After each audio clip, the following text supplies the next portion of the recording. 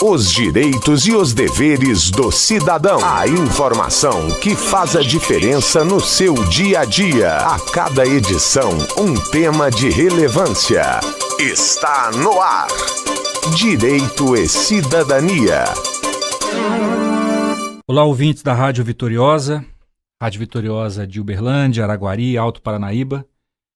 É um prazer estar com vocês novamente para mais um programa Direito e Cidadania, uma realização do curso de Direito da Unitri. Eu sou o professor Gil Mesquita, sou coordenador do curso de Direito e estou aqui mais uma vez com os nossos ouvintes, trazendo um tema de interesse da população geral, de toda a sociedade da nossa região. E é com muito prazer que eu recebo o professor Túlio Arantes Bozola, que é advogado criminalista, mestre em Direito e professor do curso de Direito da Unitri. Professor, muito obrigado por ter aceito o nosso convite. Seja bem-vindo. Professor Gil, eu agradeço enormemente o convite feito pelo curso de Direito aqui da nossa instituição, da Unitri. Fico lisonjeado em participar deste assunto tão importante para a comunidade, que é o porte de arma de fogo.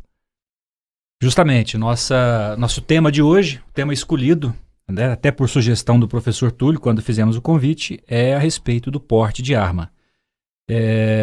Professor, porte de arma é crime no Brasil, né? Todos os ouvintes têm conhecimento dessa situação, mas de uns anos para cá, né, em razão das polêmicas, das situações concretas que acontecem, esse crime tem sido tratado de maneira mais grave, de maneira mais severa pela lei, não? Sim, exatamente, professor Gil. Até 1997... O porte legal de arma de fogo era uma mera contravenção penal. Para que o nosso ouvinte entenda isso, a contravenção penal não é crime. É uma infração penal também, mas que não leva a uma pena de prisão. Em 97 tivemos uma lei que tornou o porte legal de arma um crime. E em 2003, uma nova lei, que foi apelidada de Estatuto do Desarmamento, que tornou mais severo o tratamento penal a respeito do porte legal de arma, com aumento de penas, até com toda uma mobilização para que houvesse realmente um desarmamento, evitando aí o crescimento da violência. Nós até voltaremos a falar a respeito dessa campanha do desarmamento. Mas antes disso, só para que o ouvinte esteja situado aí, existem pessoas que têm autorização para ter o porte de arma, né, professor? Sim, exatamente. O Estatuto do Desarmamento, a Lei 10.826 de 2003, ela traz ali um rol extenso de pessoas que, em razão da função que exercem, podem portar essa arma de fogo, como integrantes das polícias, integrantes de guardas municipais de cidades com mais de 50 mil habitantes, integrantes do quadro efetivo de agentes e guardas prisionais, membros do Ministério Público, membros da magistratura, etc. O cidadão comum, que obviamente não está nessa lista, eu posso ir a uma loja e comprar uma arma de fogo legalmente? Qualquer pessoa, qualquer cidadão pode fazer isso? Sim, é possível a compra da arma de fogo. O cidadão comum pode sim adquirir uma arma de fogo, só que a lei exige 3 requisitos muito claros que devem ser respeitados. Em primeiro lugar, esse cidadão tem que comprovar aí a sua efetiva necessidade. Ele tem que demonstrar que ele tem necessidade de ter essa arma de fogo. Em seguida, ele tem que comprovar a sua idoneidade, ou seja, ele tem que demonstrar que não possui antecedentes criminais na Justiça Federal, Justiça Estadual, Justiça Militar, Justiça Eleitoral, que não está respondendo a inquérito policial, por exemplo. E, além disso, ele tem que comprovar ainda que tem uma ocupação lícita, tem uma residência certa, residência fixa, e ainda mais um requisito, que é a sua capacidade técnica e a sua aptidão psicológica para ter o porte de uma arma de fogo. Essa capacidade técnica, professor, ela é verificada através de cursos, de algum treinamento especial que o cidadão pode fazer? Como funciona? Sim, exatamente. Ele tem que se submeter a cursos, a treinamentos, passar por aquilo que chamamos de perícia, né, para verificar se ele tem uma capacidade técnica e também uma aptidão psicológica para portar essa arma de fogo. E, além disso, os requisitos são, de certa forma, um pouco complicados para serem cumpridos em todos eles, porque não basta, por exemplo, ser maior de idade. É necessário que ele tenha pelo menos 25 anos para que ele adquira aí essa arma de fogo. Não basta ser apenas maior de idade, sim maior de 25 anos. Mas a compra lícita, a compra legal da arma, não autoriza o cidadão a utilizar essa arma em público, por exemplo. Não, de forma alguma. Isso é bem claro no Estatuto do Desarmamento, que diferencia a posse da arma de fogo e o porte. Ele pode, sim, cumprindo os requisitos que comentamos agora há pouco, adquirir a arma de fogo, mas isso não lhe dá o direito de portar essa arma de fogo em público.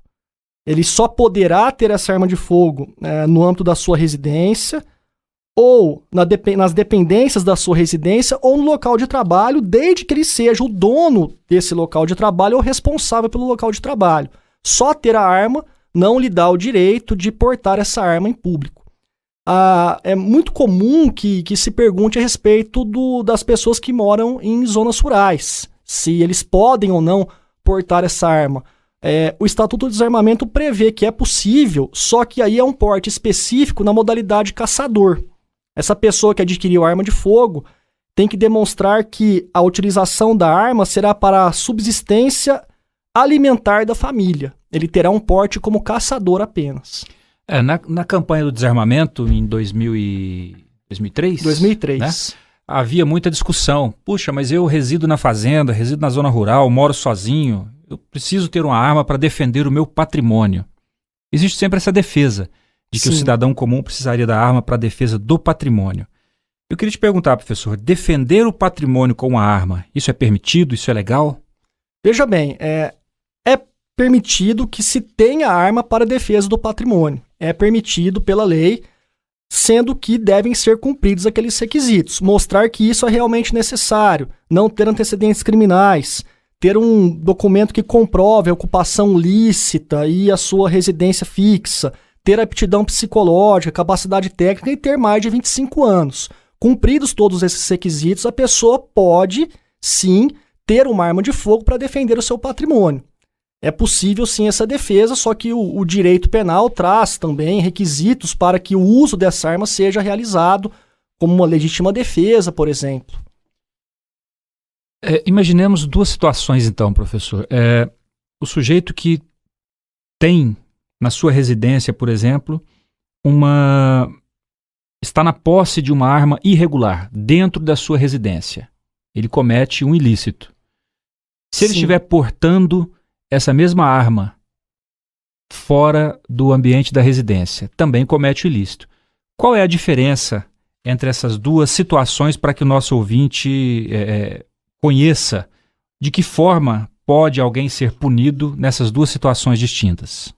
Sim, exatamente, professor Gil. Aqui nós temos uma diferenciação bem interessante na lei de armas, no nosso Estatuto do Desarmamento, que é o seguinte: a pessoa que possui dentro da sua casa uma arma que não tem o seu registro feito pela Polícia Federal, ele possui essa arma em casa irregular, sem registro, e é flagrado na posse desta arma, ele responde por um crime, que é do artigo 12 da lei, que lhe dá uma pena aí de 1 a 3 anos de detenção. Caso ele porte uma arma de fogo, não tendo o registro dela, ou mesmo tendo o registro, mas sem o porte, ele está com essa arma de fogo em público, por exemplo, numa praça, numa rua, ele responde por um outro crime, que é o porte ilegal de arma de fogo, do artigo 14, e aí a pena é maior, é de 2 a 4. Então, a nossa lei é bem clara nesse sentido. A posse irregular ocorre apenas dentro da residência, com armas que não foram registradas. E o porte ilegal é para armas registradas ou não registradas, e quem comete o crime de porte ilegal são as pessoas que não têm direito a este porte. Digamos, professor, que o cidadão tenha uma arma em sua casa, comprada legalmente, e precise transportá-la para outro lugar. Ele corre risco de ser, de repente, enquadrado no crime de porte ilegal de armas. Como que ele pode fazer esse transporte da arma de um lugar para o outro, digamos, porque ele se mudou de residência, e uma outra infinidade de situações. De que maneira ele pode fazer isso legalmente, se é que há essa maneira? Sim, há uma maneira, sim. A Polícia Federal, em seu site, deixa isso bem claro aos cidadãos, no sentido de que haverá aí uma autorização para transferência da arma de um local para outro. Seria aí um porte temporário, né? Vamos dizer assim, um porte temporário, para que ele possa transferir a arma de uma residência para outra, no caso de uma mudança, por exemplo. Muito bem. Uma outra situação, até para que são situações vividas aí pela sociedade. Imaginemos que o sujeito tenha herdado uma arma de algum parente, ele tenha recebido isso, tenha encontrado uma arma. É possível que essa arma, que obviamente ele herdou sem registro, encontrou, é possível fazer com que essa arma seja legalizada? Sim, é possível, sim. Que isso fique bem claro para os nossos ouvintes, que esse cidadão que herdou uma arma do pai, por exemplo, terá que cumprir os mesmos requisitos que ele teria que cumprir no momento em que ele talvez adquiriria uma arma de fogo nova. Tem que cumprir os requisitos, como a efetiva necessidade, não possuir os antecedentes criminais, uma ocupação lícita, uma aptidão psicológica e técnica. Entendi. E se essa arma, imaginemos que ele tenha herdado, encontrado uma arma que seja enquadrada naquelas de uso restrito, né? Eu queria até que você fizesse essa diferenciação para os nossos ouvintes. Existem armas de fogo de uso permitido e arma de fogo de uso restrito, não é? Sim, exatamente. As armas de fogo de uso restrito são tratadas num decreto próprio e são armas que são exclusivas das Forças Armadas. São armas que possuem uma potência maior, um calibre maior, e essas armas só podem ser usadas pelas Forças Armadas. Não poderiam ser utilizadas ou adquiridas pelo cidadão comum, de forma alguma. Caso ele possua uma arma dessa, seja por herança, seja porque encontrou, o correto é a devolução desta arma às Forças Armadas, porque ela se trata de uma arma de uso restrito. Então, essas armas não têm como ser regularizadas, já que elas não são autorizadas para o uso do cidadão comum. Não tem como ser regularizado isso. Não há essa possibilidade, só as armas de uso permitido. Há todo um decreto que prevê essas situações, demonstrando quais armas são de uso permitido e uso restrito. Entendo. Uma outra questão que sempre pode aparecer nessas discussões, sempre pode ter uma dúvida, quanto ao colecionador de armas. As pessoas colecionam inúmeros objetos e tem aqueles que colecionam armas, né? Existe um tratamento específico para esse tipo de conduta, para esse tipo de situação? Sim, professor Gil. Existe no Ministério da Defesa do Exército uma portaria própria que trata dessas situações de colecionadores, e esse colecionador ele pode sim ter armas, só que ele tem que manter essas armas em segurança, tem que demonstrar que são armas de vários tipos, marcas, modelos, calibres, e é interessante que se exige dele uma demonstração da evolução tecnológica dessas armas nos mais diversos períodos, pois se trata de um colecionador. Então o cidadão não pode colecionar armas extremamente modernas. Para justificar que existe uma coleção, ele precisa demonstrar que são armas antigas, são armas que evoluíram no decorrer do tempo. Sim, exatamente. A nossa legislação prevê exatamente isso. Ele até pode ter armas modernas, desde que tenha também armas mais antigas, demonstrando a evolução tecnológica que ocorreu nesse ramo. Professor Túlio, e no tocante às conhecidas armas brancas, né, que são aquelas, a faca de cozinha, a faca de churrasco, o punhal, o porte desse tipo de arma também pode ser considerado como crime? Existe uma legislação que trata dessas situações? Sim, existe uma legislação que trata dessas situações e está previsto como contravenção penal o porte de arma branca. Sim, é uma legislação da década de 40 ainda, exatamente, né? Exatamente. Seria uma contravenção penal, que o nosso ouvinte entenda a diferença entre contravenção penal e crime. A contravenção penal não permite que haja uma pena de prisão, ao passo que o crime sim permite a aplicação de uma pena de prisão. Ocorre que o nosso Supremo Tribunal Federal, acredito que neste ano de 2016, julgará um recurso extraordinário para determinar se ainda é contravenção penal ou não o porte da chamada arma branca. Correto. Professor, uma outra situação aqui que eu gostaria de perguntar, que me ocorreu agora, é no tocante às armas com numeração raspada, né? Nós encontramos muito essa situação aí na vida cotidiana. Quem trabalha com direito, milita, sabe que isso acontece. A polícia apreende armas de numeração raspada. Eu queria que você tratasse a respeito dessa situação. O fato de portar uma arma de numeração raspada, isso agrava a pena? Como que funciona? Sim, a arma de numeração raspada tem uma tipificação própria no Estatuto do Desarmamento e a pena é mais grave. Para que o nosso ouvinte entenda, a posse irregular de arma de fogo tem pena de 1 a 3. Correto. O porte ilegal de arma de fogo tem pena de 2 a 4 anos. Sim. Se a arma tiver numeração raspada, a pena de 3 a 6.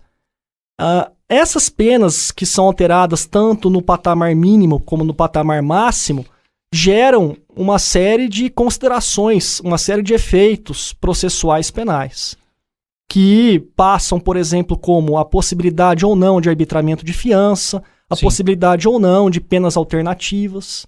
Até, por falar em fiança, isso é importante.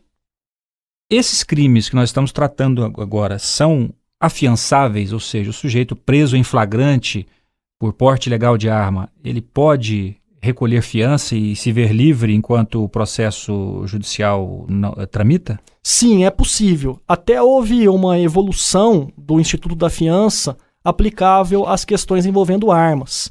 Sim. Quando o Estatuto do Desarmamento ingressou no nosso ordenamento jurídico em 2003, ele trouxe situações de crimes inafiançáveis, mas o Supremo Tribunal Federal entendeu que isso era inconstitucional, certa feita entendeu como inconstitucional, e de muitos anos para cá, cerca de 8, 9 anos para cá, é possível sim o arbitramento de fiança. Só que não é uma situação tão simples, eu quero que os nossos ouvintes entendam isso, porque a depender do crime que o cidadão cometer no porte legal da arma ou na posse irregular da arma, essa fiança será arbitrada ou por delegado ou por juiz. Se é arbitrado por delegado, a pena máxima não pode passar de 4 anos e é uma situação mais rápida, em que ele, pagando a fiança, ele já vai para casa dele em liberdade. Agora, quando se trata de uma situação em que só o juiz poderá arbitrar a fiança, quando a pena máxima passa de 4 anos, ele teria que ficar aí alguns dias preso, aguardando uma decisão judicial arbitrando essa fiança. Correto. Professor Túlio, já caminhando para o nosso encerramento, gostaria de te ouvir a respeito da campanha nacional do desarmamento, né? Em 2003 nós tivemos essa campanha de maneira muito forte nos veículos de comunicação, TV, rádio, jornal, internet, incentivando o cidadão a entregar as suas armas irregulares para os órgãos públicos, para a polícia. Essa campanha que agora perdeu o fôlego, mas ela ainda existe. Ainda existe a possibilidade de entrega da arma pelo cidadão para a polícia. Sim, exatamente. Quando o Estatuto do Desarmamento entrou em vigor em 2003, foi feita uma grande campanha para a entrega dessas armas e foram renovados os prazos uma série de vezes. A campanha obteve sucesso e, inclusive, atualmente ainda é possível, sim, que essa arma seja entregue. Se algum ouvinte nosso tem alguma arma de herança de algum familiar, ele pode sim entregar na Polícia Federal, porque ele estaria dessa forma contribuindo aí para o desarmamento da população. Mas é importante fazer uma visita ao site da Polícia Federal para verificar esse procedimento, né? Porque sim, só o fato de o cidadão sair com a sua arma da sua casa e se dirigir até a Polícia Federal, ele pode estar incorrendo em algum delito, não é? Sim, exatamente. Se ele, por algum acaso, ele cai numa blitz e está com a arma, ainda que ele esteja a caminho da Polícia Federal, ele sim pode ser processado criminalmente. É importante que ele tome uma precaução, veja o site da Polícia Federal a respeito do assunto e faça essa entrega sem maiores problemas.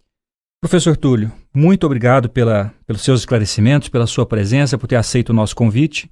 Eu tenho certeza que os ouvintes receberam muitas informações úteis e espero que para as próximas edições você novamente aceite o nosso convite. Sim, claro, professor Gil, eu que agradeço, espero ter contribuído com os nossos ouvintes, com as dúvidas que porventura surgiram a respeito do assunto e agradeço mais uma vez o convite feito pelo curso de Direito da Unitri. Nós é que agradecemos.